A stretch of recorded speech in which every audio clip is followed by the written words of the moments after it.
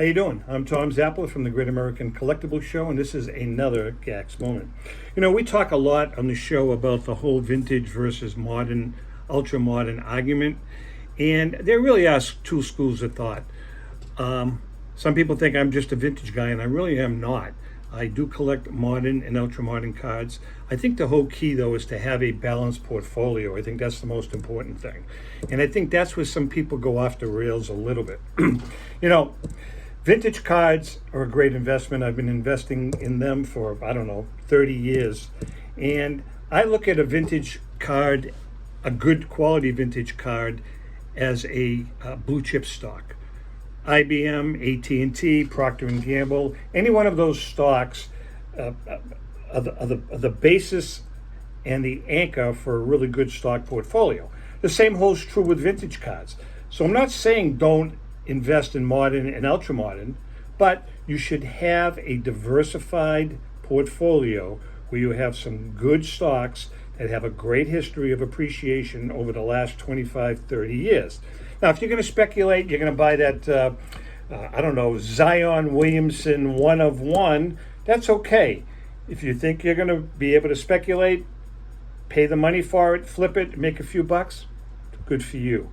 On the other hand, you may be better off investing in a modern or ultra-modern card, not breaking the bank and spending $10,000 on a card, but buying a little cheaper card, a $300, $400 card, $500 card, putting it into your collection and hold on to it. You know, again, keep in mind, the whole purpose for most of us collecting is the love of the hobby. Listen, we all want our portfolios and our collections to continue to appreciate. We all know that. But really, I personally hope that you collect for the love of collecting and the investment part is secondary.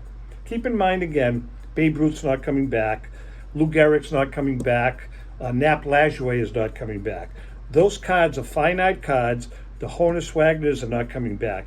The Gaudis, the T206s, the Play Balls, the 50s Topps cards. Those players are not coming back. So those cards, what is out there is what's out there.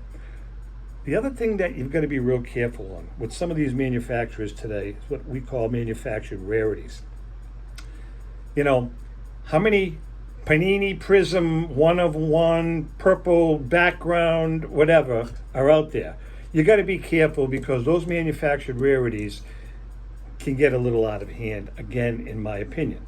Can they be a great investment? Absolutely, especially when you're breaking a pack and, you hit that one card.